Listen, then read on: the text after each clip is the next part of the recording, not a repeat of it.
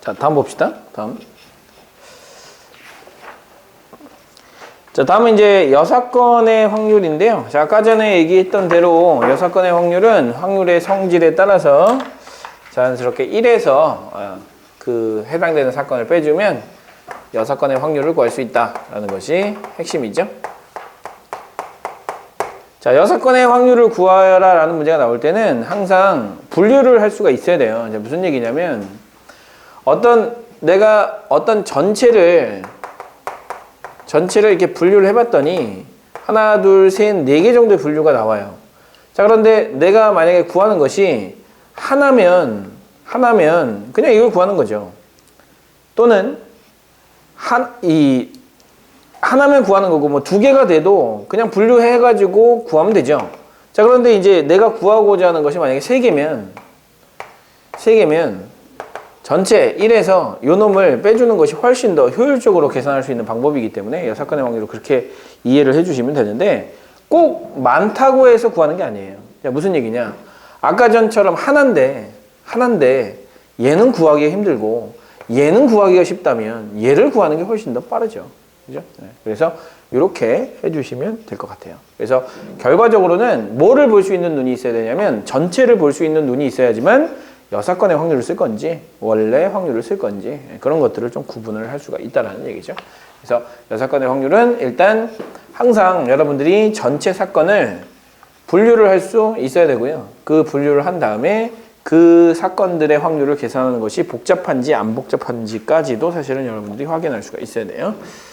자, 41-1번을 보시면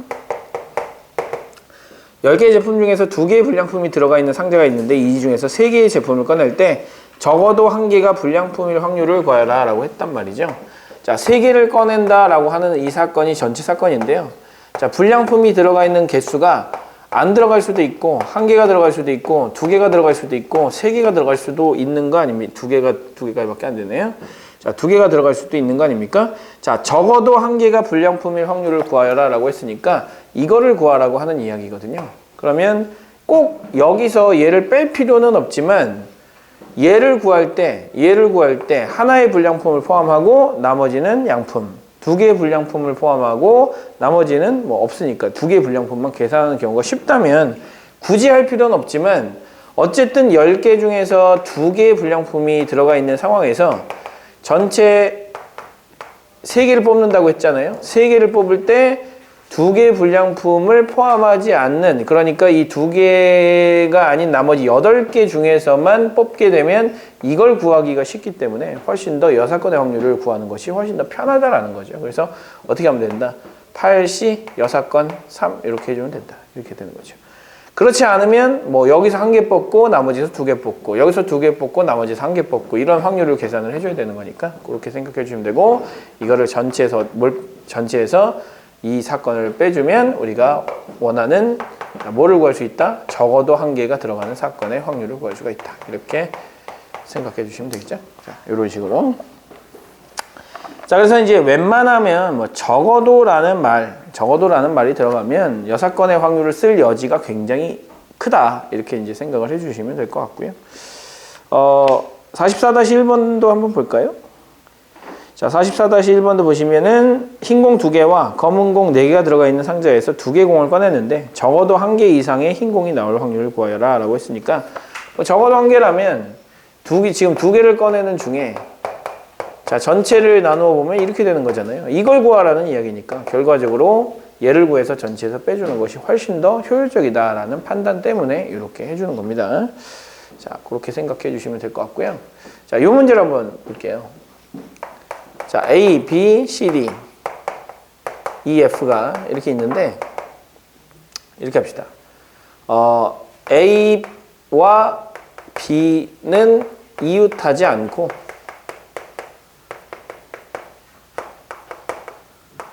그 다음에 E와 F도 이웃하지 않을 확률을 구해보세요 라고 했어요. 이거를 일렬로 배열하는 거예요.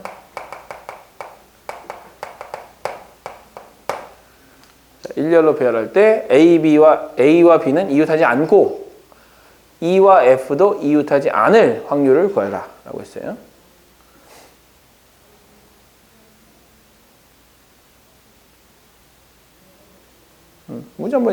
문제를 음미를 해보셔야지.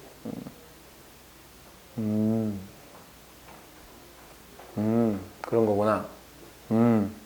쉽지 않구나.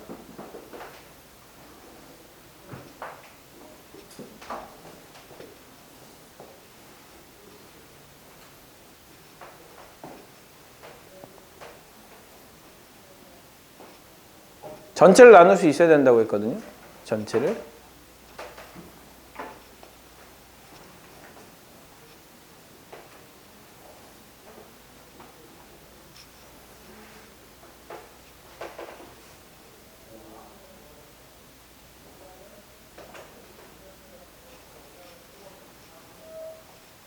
보이는 건 쉬워 보이나 생각보다 쉽지가 않거든요. 왜냐하면 이웃하지 않고 EF도 이웃하지 않을 확률을 구하는 것이 쉽지 않기 때문에 그래요. 자, 이거 먼저 생각해 볼게요. 전체를 나누면 당연히 기준이 두 개이기 때문에 총 네 가지로 나눌 수가 있어요. A, B, 자, A와 B가 이웃하느냐 안 하느냐, 그 다음에 E와 F가 이웃하느냐 안 하느냐. 둘 다 이웃할 수도 있고요. 이웃하고 안 할 수도 있고요. 안 하고 이웃할 수도 있고요. 안 하고 안 할 수도 있죠. 자, 우리가 찾는 건 이거거든요. 자, 우리가 이거 찾는 건 이건데 문제는 뭐냐? 네 개 중에 하나라서 이거를 직접 구하면 될 것 같긴 하지만 문제가 있어요. 얘를 구하는 것이 쉽지가 않다라는 게 문제예요. 다시 얘를 구하는 것이 쉽지 않다는 게 문제예요. 자, 이거는 구하기 쉽거든요. 이것도 구하기가 쉽거든요. 할만해요. 이것도 할만해요. 근데 문제는 얘가 되게 어려워요. 근데 얘를 구해야 돼. 그럴 때 우리는 여사건의 확률을 쓰는 거예요. 무슨 얘기냐? 구하세요. 이거를. 전체는 6팩토리얼이니까 6팩토리얼 분해. 자, 요거 A가 이웃하고 이것도 이웃해요. 자, 이거 둘 다 이웃할 확률 얼마죠? 개수 얼마죠? 이놈하고 이놈이 이웃한다. 몇 가지예요? 4팩토리얼, 2팩토리얼, 2팩토리얼이죠. 더하기 얘는 이웃을 하는데 얘는 이웃을 하지 않는다. 그러면 얘를 배열을 해놓고 그 사이사이에 얘를 끼워 넣으면 되는 거 아닙니까? 그죠? 사이사이에 끼워 넣으면 이웃하지 않게 되잖아요. 그래서 그렇게 이제 생각을 해줘도 되죠. 그래서 어떻게 하느냐? A, B를 이웃하게 배열한다. 그럼 요거 세 개를 배열하는 거예요. 3팩토리얼이죠. 그리고 나서 A, B 자리 바꿀 수 있으니까 2팩토리얼 해주셔야 되고요. 그럼 덩어리가 지금 3개짜리를 배열한 거예요. 그러면 하나, 둘, 셋, 4개 자리에 E와 F를 배열을 해주는 거예요. 4P이죠. 자, 그래서 요것과 요것이 어차피 같을 거니까 곱하기 2를 해주시면 됩니다. 그래서 3팩토리얼 곱하기 2팩토리얼 그 다음에 4P2 이렇게 해주시고 곱하기 2를 해주시면 된다는 거죠. 자, 이렇게 해주시고 전체 1에서 빼주면 이거 3개를 쉽게 구했으니까 얘를 구할 수 있다는 얘기예요. 그래서 이렇게 여사건의 확률을 이렇게 이용을 하겠다는 거죠. 즉 내가 구하려고 하는 확률이 굉장히 어려운 그 과정을 거쳐야 된다면 나머지를 봐라.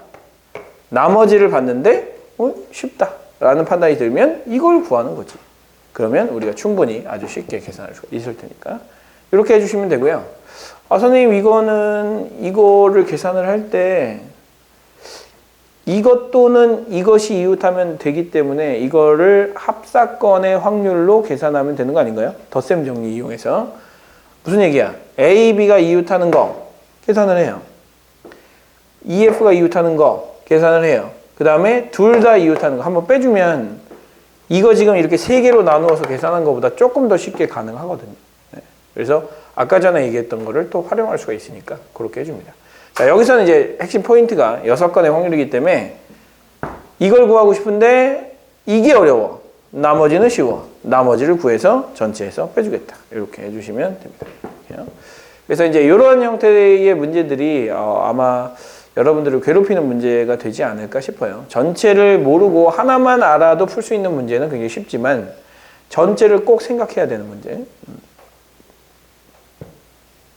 질문 있나요? 없어요?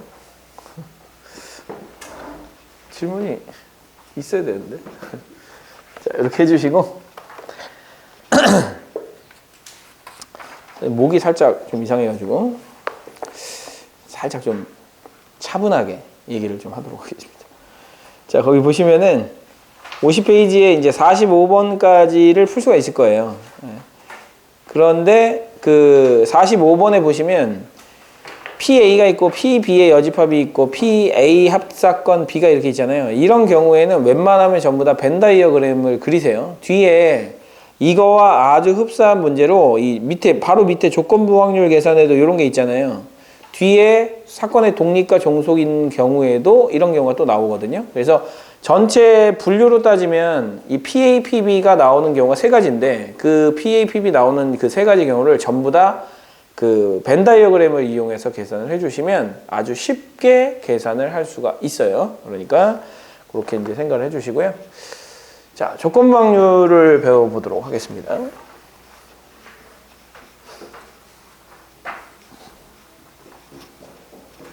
조건부 확률.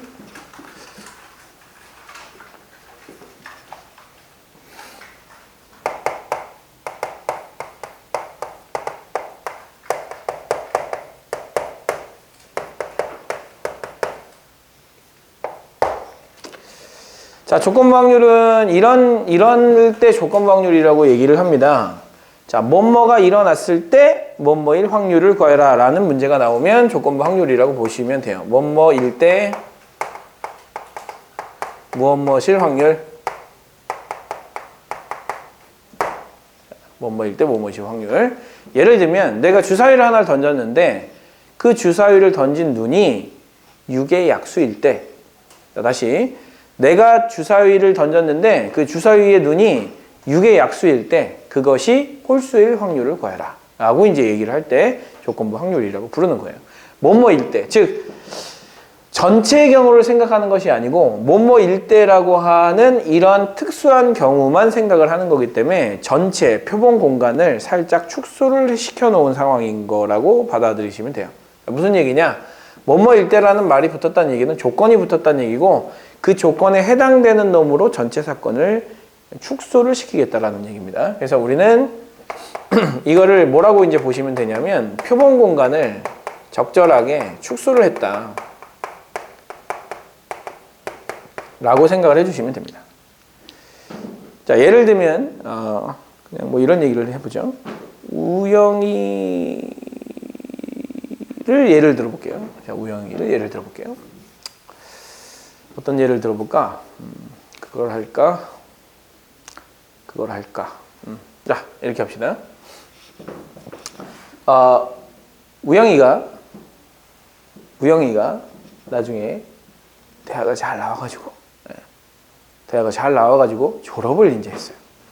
졸업을 했는데 봤더니 우영이가 어디서 일하는지 봤더니 어떤 회사의 사무실인 거야. 자, 그 어떤 회사의 사무실일 때 그 회사가 삼성일 확률. 자, 앞에 뭐뭐일 때라는 말이 붙었어요. 자, 우영이가 회사 사무실에 앉아 있는 모습을 봤을 때, 일을 하고 있는 모습을 봤을 때 그 회사가 삼성일 확률과 그 다음에 우영이가 삼성에 입사할 확률. 자, 사무실에 앉아있는 모습을 봤을 때 그 회사가 삼성일 확률과 그 다음에 삼성에 들어갈 확률, 두 가지 같은 확률일까요? 어떻게 생각해요? 본인. 왜 그렇게 생각하죠? 네? 그냥? 그냥이 어딨어? 어떻게 생각해요? Z. 같은 확률일까? 다른 확률일까? 같은 확률. 심. 같을까? 다를까?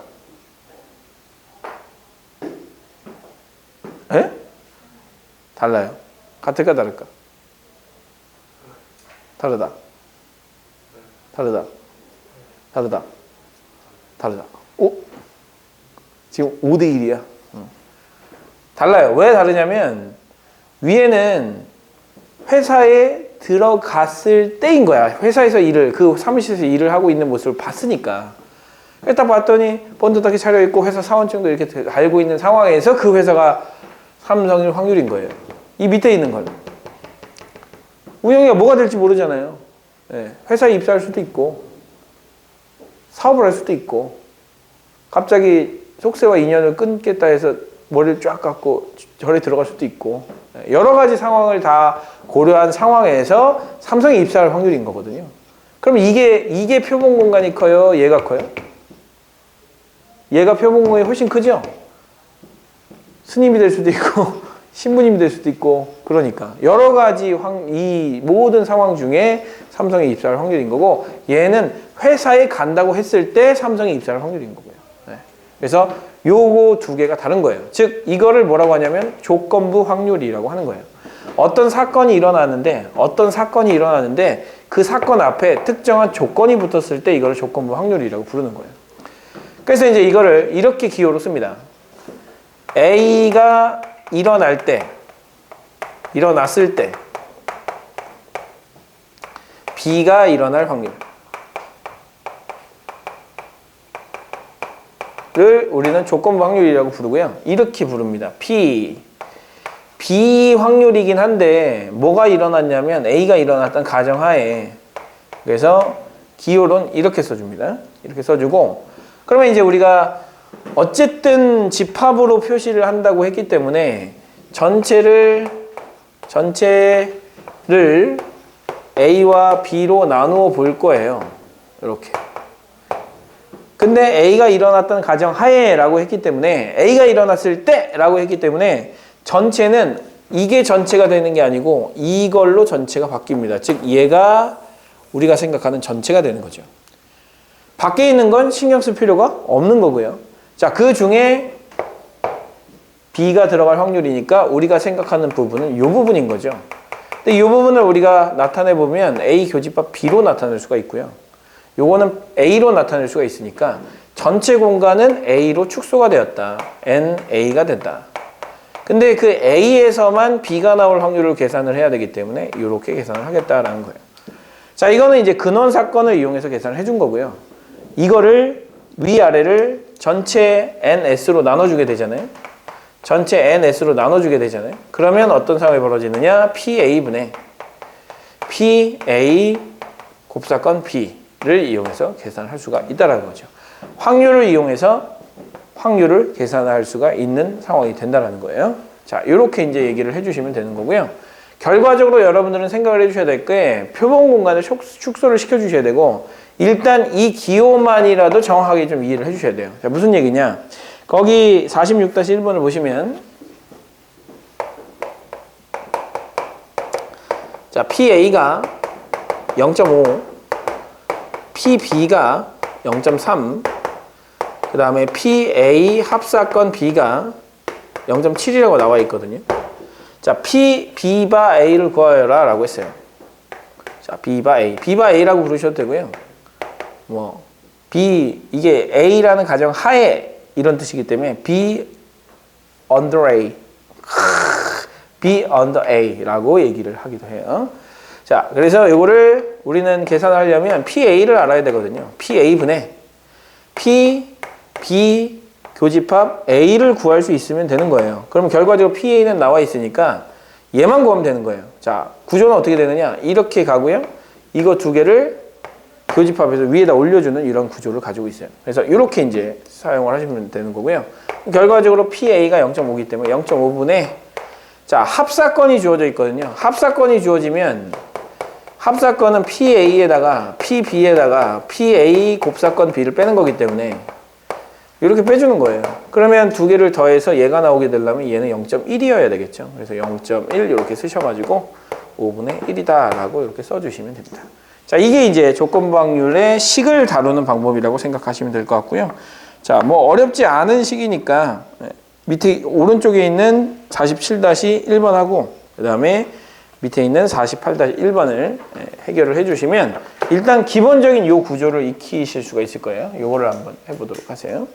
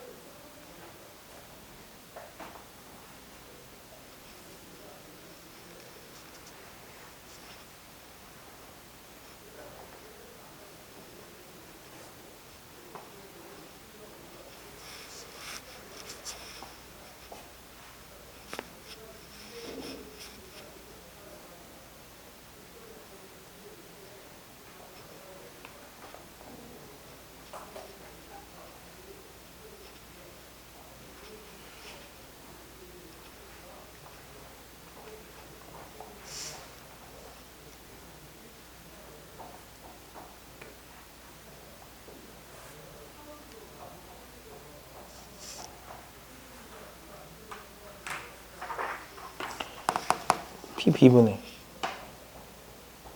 P B가 요거죠. 요거분의 요거.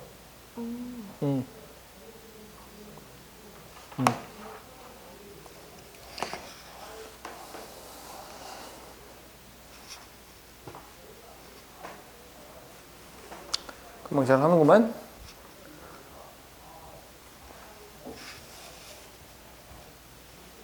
이게 왜 0.3이에요? 여기 보면 A 교집합 B의 전체 여집합이잖아. 네. 그러면 얘는 0.2가 돼야지. 자, 그러면 다음 내용을 볼게요.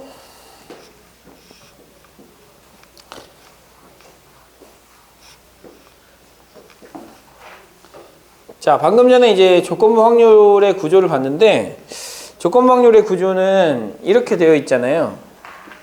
A라는 사건이 일어났을 때 B라는 사건이 일어난 확률을 계산을 하려면 전체를 PA로 한정을 시켜줘야 되고요. 그 다음에 위에는 B 교집합 A로 바꿔주셔야 되는 거예요. 자, 그런데 PA를 우리가 계산을 하는 방법이 있는데 이렇게 한번 해볼까요? 다시 한번 전체 집합을 그려주시고요. 그 다음에 A하고 B하고를 이렇게 바꿔봅니다. 그러면 이제 우리는 뭐라고 생각할 수 있냐면 여기는 요 부분하고 여기 있는 요 부분을 더하면 A가 나오거든요. 그래서 이 노란색 부분을 우리는 뭐라고 볼 수 있냐면 A 교집합 B의 여집합이라고 볼 수가 있어요. A에서 B를 뺀 거니까. 맞죠? A 차집합 B라고 볼 수가 있고요. 그 다음에 이 빨간색 부분은 A 교집합 B라고 볼 수가 있거든요. 그럼 결과적으로 여기 있는 요 놈에 있는 개수하고 요 놈에 있는 요 개수를 더해 주잖아요. 그러면 결과적으로 얘는 뭐가 나오느냐? A의 개수가 나오게 되죠. 이거랑 이걸 더해 주면. 그래서 이렇게 이제 나오게 돼요. 마찬가지로 이거를 NS로 나눠주게 되면 NS로 나눠주게 되면 이런 식을 얻을 수가 있어요. PA라고 하는 것은 NS분의 요거니까 PA 교집합 B의 여집합 더하기 PA 교집합 B라는 식을 얻어낼 수가 있거든요. 자, 이렇게 이제 얻어내신 다음에 여러분들이 생각해 주셔야 될 것은 PA라고 하는 것이 이거랑 여기 지금 보시면은 A가 지금 공통으로 들어가 있어요. A 교집합 B의 여집합 A 교집합 B 두 개를 더해주면 우리가 원하는 PA를 구해낼 수가 있겠구나 라고 생각을 할 수가 있고요. 그럼 결과적으로 요 놈을 이런 식으로 표현할 수 있다는 거죠. PA 교집합 B의 여집합 더하기 PA 교집합 B라고 표현할 수가 있다는 것이고 그 다음에 여기에는 PB 교집합 A가 나타나면 되는 거구나 이렇게 생각할 수가 있고요. 구조상 보면 여기는 요 놈하고 여기는 요 놈이 같잖아요. 그 다음에 요 놈은 좀 다르고요. 그래서 결과적으로 구조상으로 보면 이런 형태의 구조를 가지고 있는 것이 조건부 확률이다 이렇게 생각하시면 되는 거거든요. 자, 그래서 이 구조를 가지고 있는 문제를 하나 보도록 할게요. 자, A 기계에서 자, 물건의 40%를 만들고요. B 기계에서 물건의 60%를 만드는데, 자, A 기계는 정상 제품이 90%가 나와요. 그 다음에 분량이 10%가 나오고요. 그 다음에 B 기계에서는 정상 제품이 95%가 나오고요. 그 다음에 분량이 5%가 나와요. 자, 분량이 5%가 나와요. 자, 여기서 잘 보세요. 자, 여기서 나온 물건 중에서 어떤 물건을 뽑았는데 그 물건이 불량품이 나온 거야. 다시 여기서 나온 물건들 중에서 뽑았더니 불량품이 나온 거예요. 근데 그 불량품이 A에서 나온 걸까 B에서 나온 걸까를 생각을 해보고 싶은 거야. 그래서 자, 이렇게 문제를 내볼게요. 자, 여기서 물건을 뽑았을 때 물건이 불량이 나온 거야. 불량일 때 그 물건이 A에서 생산되었을 확률.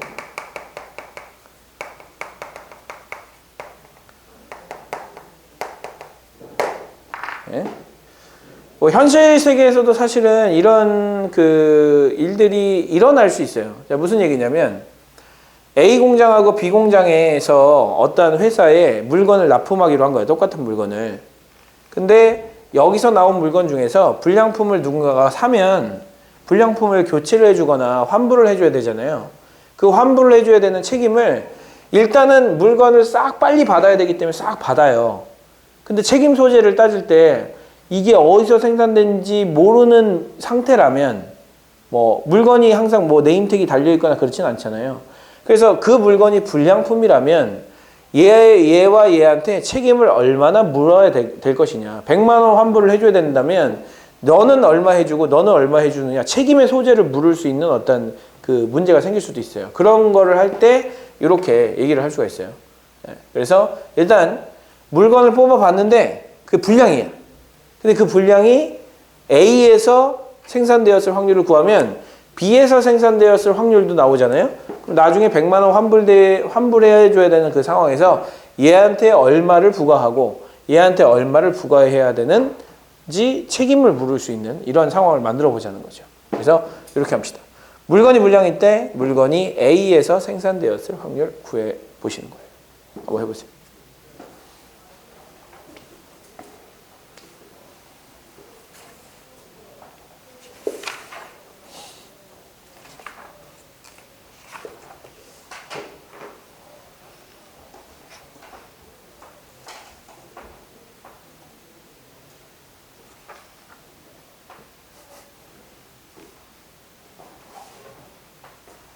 그만 자.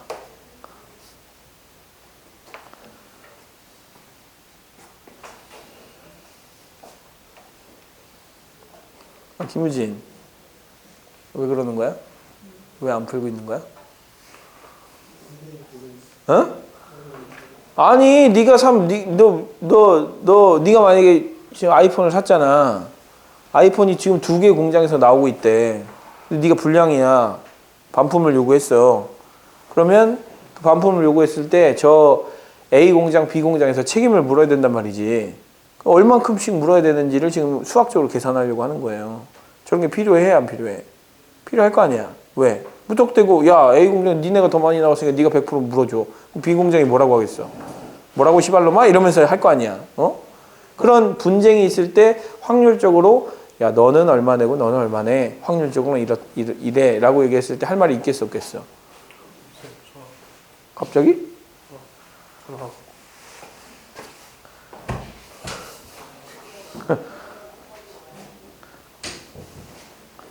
자, 요 구조를 잘 생각을 해보시면 좋을 것 같아요.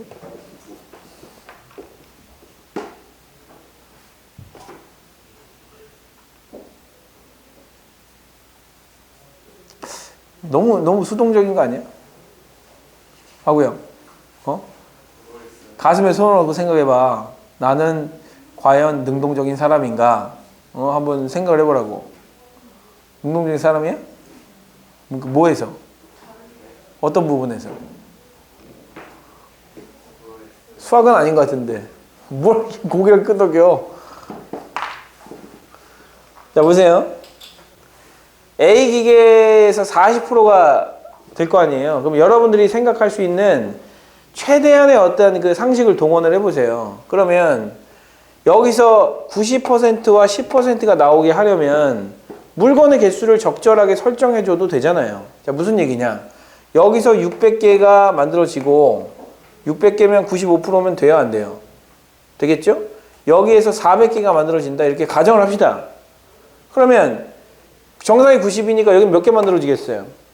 360개가 만들어지겠지? 40개가 만들어지겠지? 그 다음에 여기서는요? 600개가 만들어지면 95%면 몇 개예요? 30개죠? 30개. 30개니까 여기 30개고 여기는 몇 개예요? 570개 아닙니까? 그러면 이 물건 중에서, 즉 1000개의 물건 중에서 하나를 산 거야. 근데 그게 불량품이 나왔다는 거지. 그러면 어느 중에서 뽑은 거예요? 이 중에서 뽑은 거죠? 그죠? 이 중에서 뽑았으니까 이 중에서 뽑은 것 중에 하나를 선택을 했더니, 이 중에서 하나를 선택했더니 그게 A에서 생산되었을 확률을 구하라는 거예요. 그럼 전체 불량품이 몇 개인데? 70개 아닙니까? 70개. 70개 중에 A에서 생산되었을 확률은 얼마인 거예요? 40인 거죠? 이렇게. 그래서 7분의 4의 확률로, 야, 니네의 책임이 좀 더 크다. 전체 뭐 70만 원이면 너가 40만 원 내. 라고 얘기할 수 있는 근거가 된다는 거죠. 그래서 이렇게 그냥 대략적으로 개수를 설정을 하면 돼요. 자, 근데 문제는 뭐냐면 매번 이렇게 개수를 설정할 수가 없을 수도 있거든요. 무슨 얘기냐?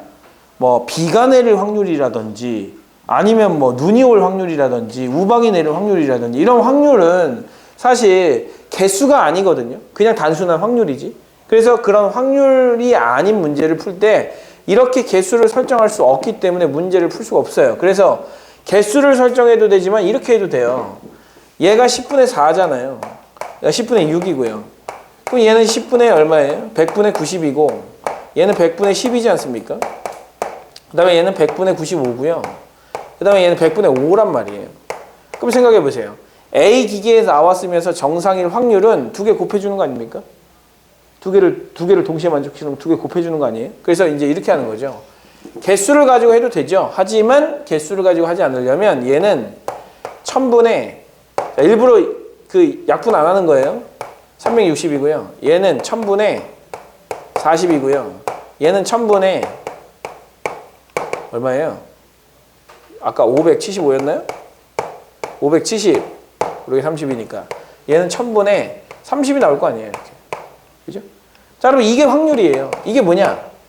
A 기계이면서 동시에 정상인 물건이 나올 확률. 1000분의 360. 얘는 불량일 확률. 그러니까 결국 불량이었을 때라고 얘기를 했으니까 불량일 때 그 물건이 A일 확률이 얼마냐라고 물어봤으니 불량일 확률을 구해줘야 되고 그 다음에 PA이면서 불량일 확률을 구해줘야 되는 거거든요. 자, A이면서 불량일 확률은 얘예요. 얘죠, 얘. 그죠? 근데 불량 전체를 우리가 계산을 할 때 어떻게 계산을 한다고요? 이렇게 계산을 한다고. 불량이면서 A에서 나오는 거, A이면서 B인 거, A이면서 B가 아닌 거를 교집합을 해서 2개를 더해주면 A에 대한 확률을 구할 수가 있다는 게 핵심이에요. 즉, 불량품을 구하고 싶다 그러면 이렇게 쓰라는 거죠. P불, 그 다음에 P불 이렇게 써주고 여기에다가는 교집합 A에서 나올 수도 있고 B에서 나올 수도 있으니까 이렇게 써주신 다음에 A 교집합 B 불량품을 이렇게 계산을 해주시면 된다는 거죠. 근데 이게 얼마예요? 1000분의 40이고 이게 얼마예요? 1000분의 30이고 이게 얼마예요? 1000분의 40이죠? 그러면 우리가 계산해야 될 것은 1000분의 40 더하기 1000분의 30분의 1000분의 40이 되겠죠? 이렇게. 그래서 아까 우리가 계산했던 그 결과와 똑같이 확률을 이용해서 계산을 할 수가 있다. 이게 이제 이 문제를 풀려고 하는 핵심 중에 하나라고 생각하시면 됩니다. 그래서 이렇게 이제 해주시면 조건부 확률에 관련된 어떤 문제들을 풀어낼 수가 있어요. 자, 그런데 이제 그런데 여기서 보이는 것 같이 사실 2개를 곱하면 2개가 동시에 일어날 확률이 나와요. 이런 경우는 일반적으로 절반 정도만 있어요. 즉 무슨 얘기냐면 이렇게 되지 않을 수도 있거든요. 그래서 항상 계산을 할 때는 방금 전에 했던 그 계산처럼 두 개의 교집합이 곱셈으로 표현될 수 있는지를 사실 확인해 봐야 돼요. 사실은 정확하게 따지면 무조건 돼요. 무조건 되는데 그거를 표현할 방법을 찾으셔야 돼요. 여기서부터 찾으셔야 되거든요. 그래서 그 식을 중심으로 정리한 것을 확률의 곱셈 정리라고 해요. 곱셈 정리. 자, 곱셈 정리는 뭐냐? B바 A가 PA분의 PB 교집합 A라고 했거든요. 그 양변에 PA를 곱해주면 PB 교집합 A가 A 교집합 B라고 쓸게요. A 교집합 B가 얘랑 얘를 곱하는 거예요. 그래서 PA를 곱해주고 A가 나왔다는 가정하에 B가 나올 확률을 곱해주면 자, 이 두 개를 곱해주면 A와 B가 동시에 일어날 확률이 되는 거예요. 자, 무슨 얘기냐? 자, 선생님 아까 전에는 그냥 곱한 거 아니에요? 이렇게 생각할 수 있겠지만 자, 아까 전에 A 기계에서 정상품이 90%, 그 다음에 불량품이 10% 나온다라고 얘기를 했잖아요. 이 90%라는 확률은 왜 나온 거냐면 A 기계를 선택했기 때문에 90%의 정상품이 나올 확률이 나온 거예요. 자, 무슨 얘기냐면 여기 아까 40% 선택한다고 했죠? 40%. 그러면 100분의 40이 10분의 4가 우리가 생각하는 PA가 되는데 여기는 이 정상일 확률이 있잖아요. 이 정상일 확률은 A를 선택을 했기 때문에 A라는 기계를 선택했기 때문에 정상이 될 확률이 90%가 된 거죠. 이렇게 10분의 9가 된 거예요.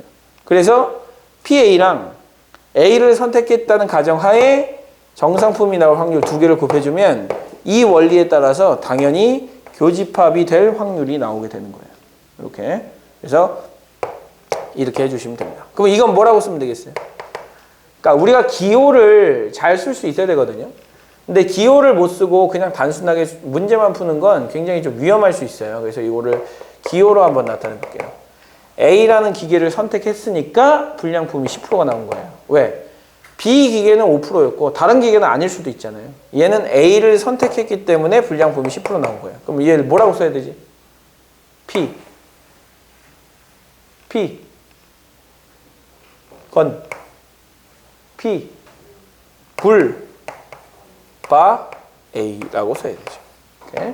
그럼 얘랑 얘를 곱하면 PA랑 A가 나왔던 가정하에 불량품을 곱하면 A이면서 동시에 불량품이 될 확률이 나온다. A이면서 동시에 불량품이 될 확률이 나온다. 이렇게. 그래서 교집합, 곱사건의 확률은 이 이름이 곱사건이라고 했잖아요. 자, 왜 곱사건이라는 이름이 붙었냐면 이것 때문에 붙은 거예요.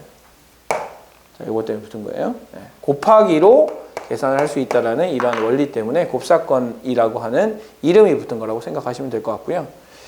자, 이렇게 한번 해보죠. 10개의 제비가 있어요.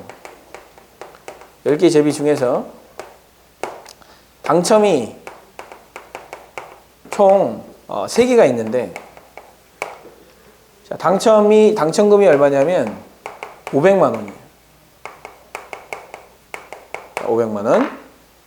자, 500만 원이고 여러분들은 10만 원을 내고 참여를 할 수가 있어요. 10만 원을 내고 해야 되냐 말아야 되냐. 무조건 해야지. 10만 원에 500이면 이거는 대박인 거예요. 자, 이거부터 먼저 생각해 보자. 너희들의 어떤 그 기본적인 상식을 물어볼게. 야, 10만 원 주고 참여하면 이거 참여해야 돼 말아야 돼? 해야 돼. 100만 원. 100만 원. 100만 원 내고 이거 한다. 해야 돼, 안 해야 돼? 왜 해야 된다고 생각하지? 5배니까. 맞아요. 5배니까. 왜? 처음에 내가 뽑았을 때 당첨이 될 확률이 얼마인 거예요? 10분의 3이죠? 그럼 30%의 확률로 당첨이 된단 말이에요. 그러면 이 이야기는 무슨 얘기냐면 10번 하면 3번은 당첨된다는 얘기야. 그 10번 하면 100만 원씩이니까 1000만 원을 쓰는 건데 3번 당첨되면 당첨금이 얼마예요? 1500만 원이잖아요. 당첨금이 더 큰 거야. 그래서 얘는 해볼 만한 게임인 거야. 그럴 때 해야 되는 거예요. 자, 그러면 이제 이렇게 물어볼게. 자, 우영이가 대답해봐. 3명이 참가를 해. 근데 3명이 다 100만 원씩 냈어. 몇 번째 하고 싶어? 세 번째. 왜 세 번째? 확률이 높을 것 같아서? 세 번째. 몇 번째 하고 싶어요?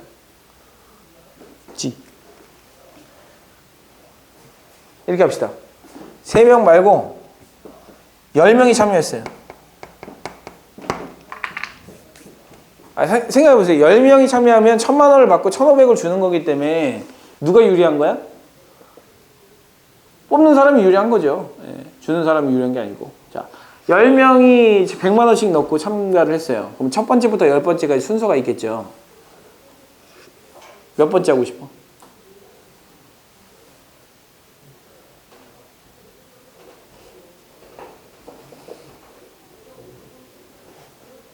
몇 번째 하고 싶어요? 아니 진짜 돈을 버는 일이라니까? 돈을 버는 일이야. 아, 이건 돈을 버는 일이라서 리스크가 안 커서 그런가? 자, 이렇게 할게요. 내가 여러분들이 다 지각을 했어. 그래서 내 지각비를 1억씩을 걷는다고 했어. 1억씩을 걷는다고 하고, 야, 저거 해가지고 3명은 내가 빼줄게. 지금 1억이 걸린 문제야. 너가 지금 빈털터리가 되냐 안 되냐 이 문제인 거야. 자, 몇 번째 하고 싶어요?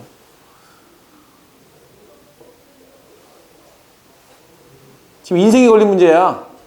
인생이 걸렸어 지금. 1억이면 엄청나게 일해야 돼요. 개고생해야 돼요. 자, 몇 번째? 세 번째. 몇 번째? 세 번째. 몇 번째? 첫 번째. 네 번째. 첫 번째. 마지막. 자, 자기 나름대로 다 확률이 좀 높을 것 같으니까 이렇게 선택한 거죠. 1억이 걸려있는 문제인데 나름대로 확률이 높으니까 이렇게 하는 문제잖아요. 그러면 이렇게 합시다. 자, 첫 번째 당첨을 뽑을 확률은 10분의 3이에요. 그러면 방금 전에 얘기했던 대로 자, 세 번째 당첨제비를 뽑을 확률은 얼마나 될까? 계산을 해보는 거예요. 자, 어떻게 하느냐? 첫 번째 사람이 당첨제비를 뽑을 수도 있고 안 뽑을 수도 있죠. 두 번째 사람이 당첨제비를 뽑을 수도 있고 안 뽑을 수도 있죠. 그죠? 자, 그러면 이 상황에서 세 번째 사람이 당첨이 될 확률을 구하는 거예요. 자, 그럼 잘 생각해 보세요. 자, 첫 번째 사람이 당첨이 될 확률은 10분의 3이고요. 당첨이 되지 않을 확률은 10분의 7이에요. 근데 두 번째 사람이 당첨이 될 확률은 자, 이거 이 얘기를 안 했네. 다시 집어넣지 않는 거야. 알겠죠? 다시 집어넣지 않고 하기 때문에 당첨제비가 몇 개로 줄어들었어요? 2개로 줄어들었어요. 전체는 9개죠. 그래서 9분의 2가 당첨될 확률이고 9분의 7이 당첨되지 않을 확률이에요. 얘는요? 9분의 3이 당첨될 확률이고 얘는 9분의 7이 당첨될 확률이에요. 자, 그러면 이 상황에서 그 다음에 얘가 당첨될 확률은 얼마일까요? 하나 남았잖아요. 하나 남았으니까 얼마예요? 8분의 1인 거예요. 아니, 앞에서 뽑았다고. 7분의 1이죠. 미안해요. 아, 맞죠. 8분의 1이, 뭐야. 8분의 1 맞죠? 의심의 눈초리를 쳐다봐. 8분의 1이에요. 8개 중에 당첨제비가 하나밖에 안 남은 거야. 그러니까 내가 뽑으면, 하면서 이제 8분의 1의 확률을 갖게 되는 거죠. 근데 뽑고 못 뽑았어. 그럼 확률 얼마예요? 8분의 2죠. 못 뽑고 뽑았어요. 얘는 8분의 2죠. 못 뽑고 못 뽑았어요. 그럼 얘는 8분의 3이죠. 자, 이런 일이 일어난 다음에 이런 일이 일어났을 때 다음 이런 일이 일어날 확률이에요. 이걸 뭐라고 불러야 되냐면 조건부 확률이라고 불러야 되죠. 이 일이 일어난 후 이 일이 일어났을 때 얘가 일어날 확률. 그래서 우리는 어떻게 하냐면 이걸 전부 다 곱해주는 거예요. 다 곱해주면 10 곱하기 9 곱하기 8에다가 위에 거 계산해주면 6이 나오고요. 그 다음에 이것도 마찬가지로 19, 8이니까 9, 8이 72, 720분의 자, 3, 7에 21에다가 2를 곱하는 거니까 42가 나오고요. 얘는 720분의 자, 7, 3, 20에다 또 42가 나오고요. 얘는 720분의 자, 7, 3, 21에다가 21에다 7 곱하면 얼마예요? 147인가요? 21에다 147 이렇게 되는 거예요. 그럼 이것들을 다 더해주면 이 3번이 당첨, 세 번째 한 사람이 당첨될 확률이 나오는데 이거 계산해 보면 720분의 자, 6, 48, 그 다음에 90 맞죠? 48이고 90이죠? 90에다가 요거 더해주면 90에다 요거 더해주면 얼마예요? 네? 237 이렇게 나오죠? 이렇게 237 걔는 잘못한 거야? 7, 3, 21 7, 7, 24 맞죠? 3, 2, 6 6, 7에 42 6, 7에 42 6 맞아요. 자, 요거 약분 됩니까? 약분이 안 돼요? 그럴 리가. 그럼 잘못한 건데 12 약분이 안 돼? 예? 3으로 돼요. 네, 3으로 한번 해볼게요. 3으로 하면 얼마 나오지? 3, 2, 6, 3, 4, 12 240분의 3, 7에 21 3, 9, 27 이상한데? 뭐가 이상하지? 10분의 3 뽑고 뽑으려면 9분의 2 그 다음 뽑으려면 8분의 1 뽑고 못 뽑을 확률이 9분의 7 그 다음에 8분의 2 안 뽑고 뽑으면 8분의 2 9분의 3 이게 잘못됐죠? 9분의 6이죠? 네, 6 네, 9분의 6 자, 9분의 6이고 얘는 8분의 여전히 3이에요. 그죠? 네, 그래서 자, 3, 6, 18 18에다가 7을 곱하는 거니까 7, 8에 56 7, 1은 7이니까 126이 나오죠. 그래서 얘는 126이에요. 그럼 90에다 요거니까 216이 나오거든요. 그래서 720분에 216이 나와요. 자, 이렇게. 자, 216은 6의 배수고 6, 1은 6에다가 6이 12. 자, 얘는 36이 되겠죠. 또 6으로 나눠줄 수 있겠죠. 6으로 나누면 6이 12에다가 6, 6에 36. 또 나눠주면 결국 10분의 3이라는 똑같은 결과가 나와요. 이렇게. 자, 무슨 얘기냐. 세 번째 뽑는 순서여도 여전히 10분의 3이 된다는 거예요. 마찬가지로 10번째 뽑아도 뽑을 확률이 10분의 3이고요. 5번째 뽑아도 뽑을 확률이 10분의 3인 거예요. 즉, 여기서 이제 얻을 수 있는 결론은 제비뽑기는 참으로 공정한 게임이다. 이런 결론을 내릴 수가 있겠죠. 왜? 그거 하면서 생각 안 해봤어? 제비를 내가 먼저 뽑을 거야. 아니, 내가 나중에 뽑을 거야. 이렇게 싸울 필요가 없다는 거죠. 공정한 게임이니까. 아무 때나 해도 똑같은 확률을 갖는다. 그렇게 이제 생각해 주시고, 그럼 이제 이렇게 생각할 수 있잖아요. 자, 야, 이거, 아까 전에 얘기했던 대로, 야, 이거 중에 첫 번째 뽑는 사람은 500만 원 내고, 두 번째 뽑는 사람은 400만 원 내. 라고 얘기를 했을 때 첫 번째 뽑으면 돼, 안 돼? 그럴 필요가 없다는 거죠. 왜? 뽑을 확률은 어차피 똑같으니까. 네. 그래서 제비뽑기는 공정한 게임이다. 오늘의 교훈이에요. 알겠죠? 그래서 제비뽑기를 할 때 순서에 막 이렇게 연연할 필요가 없다라는 거죠. 야, 제비뽑기 언제 할래? 뭐 아무 때나 주세요. 이렇게 얘기하는 게 가장 수학적으로는 옳은 일이라는 얘기예요. 알겠죠? 자, 그렇게 생각해 주시고 자, 51페이지까지 해주시면 되겠어요. 51페이지까지. 자, 이 곱셈 정리 같은 경우는 다음 시간에 다시 한번 정리를 해드리고 요거에 대한 그 문제들을 다음 시간에 쭉 풀어드릴 테니까 일단 51페이지까지 해주시고요. 다음 시간까지 하면 아마 거의 진도가 마무리가 될 것 같아요. 확률까지는 거의 다 마무리가 될 것 같거든요. 그래서 일단은 다음 시간까지만 잘 풀어오시면 좋을 것 같아요.